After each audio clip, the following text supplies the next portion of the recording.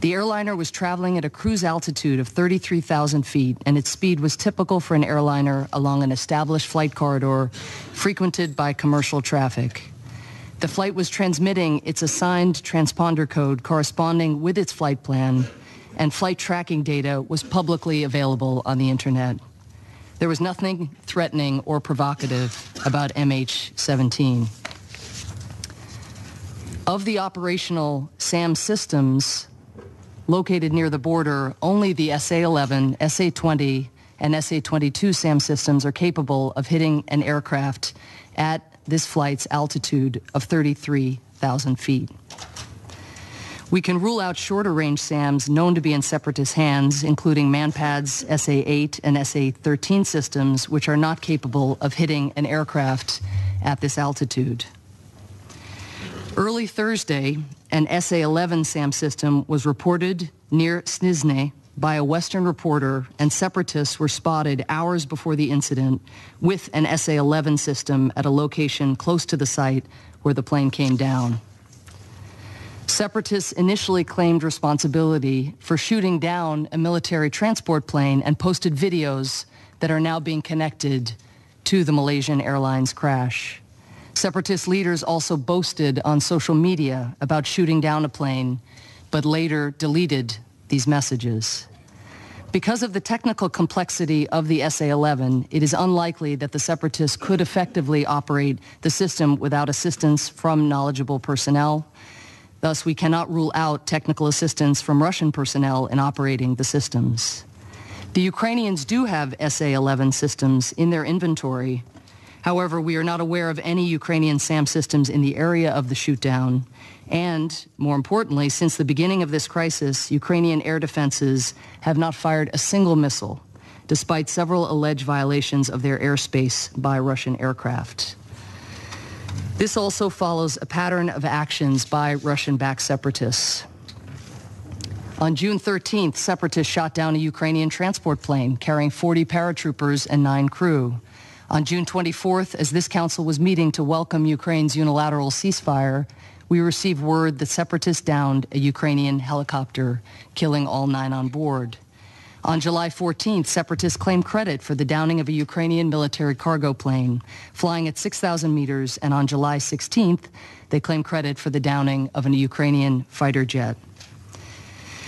If indeed Russian-backed separatists were behind this attack on a civilian airliner, they and their backers would have good reason to cover up evidence of their crime.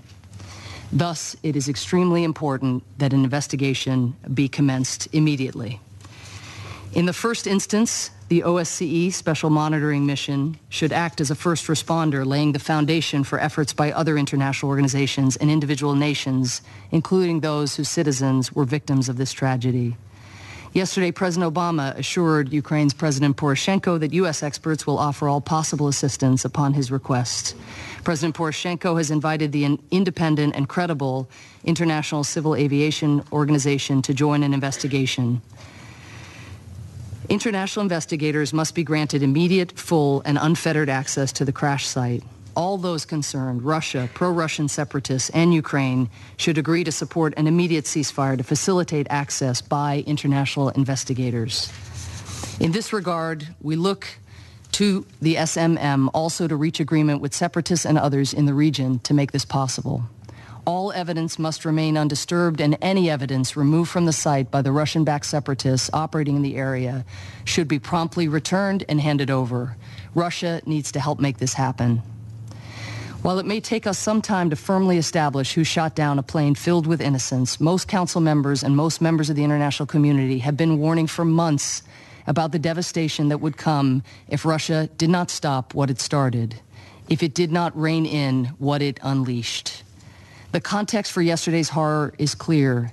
Separatist forces backed by the Russian government continue to destabilize Ukraine and undermine the efforts of Ukraine's elected leaders to build a democratic Ukraine that is stable, unified, secure, and able to determine its own future.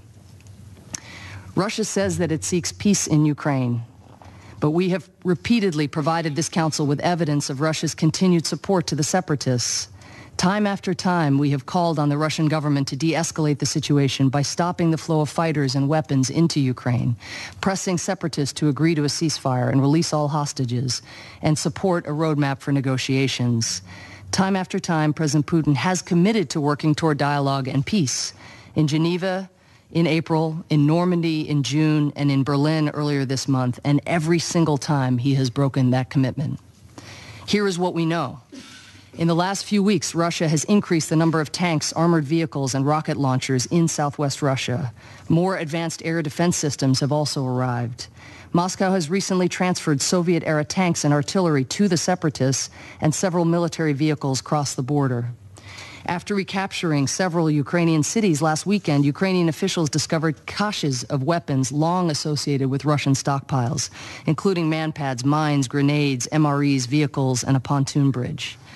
Ukrainian forces have discovered large amounts of other Russian-provided military equipment, including accompanying documentation verifying the Russian origin in the areas that they have liberated from separatists in recent days.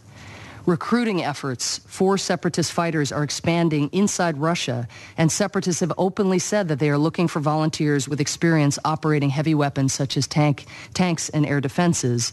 Russia has allowed officials from the Donetsk People's Republic to establish a recruiting office in Moscow. Ukrainian pilot Nadia Savchenko, who has long had a distinguished career in the Ukrainian military, was taken by separatists in mid-June. She is now being held, where? In a prison in Voronezh, Russia. According to the Ukrainian government, she was transferred to Russia by separatists. Russia continues to redeploy new forces extremely close to the Ukrainian border. In addition, this past Monday, a Ukrainian Air Force cargo plane was shot down in Ukrainian airspace, and on Wednesday, a Ukrainian fighter jet was also shot down in Ukrainian airspace. In both instances, the Ukrainian government believes that these planes were fired on from Russian territory. It is because of these continued destabilizing Russian actions that the United States imposed sanctions on the defense, energy, and financial sectors of the Russian economy, including financial institutions. These measures include freezing the assets of Russian defense companies and blocking new financing of some of Russia's most important banks and energy companies. These sanctions are significant, but they are also targeted, designed to have the maximum impact on the Russian calculus while limiting the impact on the Russian people and limiting any spillover effects on our interests or those of our allies. The European Union has also announced expanded sanctions against Russia this week. The message is unified and clear. If President Putin continues to choose escalation over de-escalation, the international community will continue to impose costs on Russia. But this is not what any of us want. We and our allies remain committed to a diplomatic solution, as are the Ukrainian government and the Ukrainian people, who have seen their neighbors, friends, and family members killed in a needless conflict. President Poroshenko has consistently backed up his words with actions. He proposed a comprehensive peace plan and declared a unilateral ceasefire, both of which were cynically rejected by the illegal armed groups and their backers in Moscow. President Poroshenko's plan offered amnesty to separatists who lay down their arms voluntarily and who are not guilty of capital crimes. He committed to providing a safe corridor for Russian fighters to return to Russia. He established a job creation program for the affected areas, included an offer of broad decentralization and dialogue with eastern regions, including the promise of early local elections, and granted increased local control over language, holidays, and customs. President Poroshenko also has reached out to the residents of eastern Ukraine and is pursuing constitutional reform which will give local regions more authority to choose their regional leaders and protect locally spoken languages. He has said he will meet with separatists at any safe location inside or outside of Ukraine. The United States' goal throughout the crisis in Ukraine has been consistent: to support a stable, peaceful, and democratic Ukraine. We will not be satisfied with a temporary halt to violence. Russia must stop destabilizing Ukraine and allow all of the people of Ukraine to decide their country's future through a democratic political process. As we sit here, the remains of nearly 300 people, of innocent infants, children, women, and men, are strewn across a blackened, smoldering landscape in Ukraine.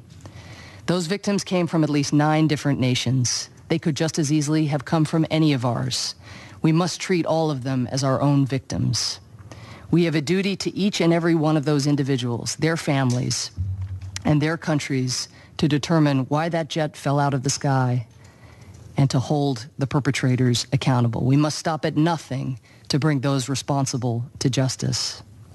This appalling attack occurred in the context of a crisis that has been fueled by Russian support for separatists through arms, weapons, and training, and by the Russian failure to follow through on its commitments, and by its failure to adhere to the fundamental principles of the UN Charter.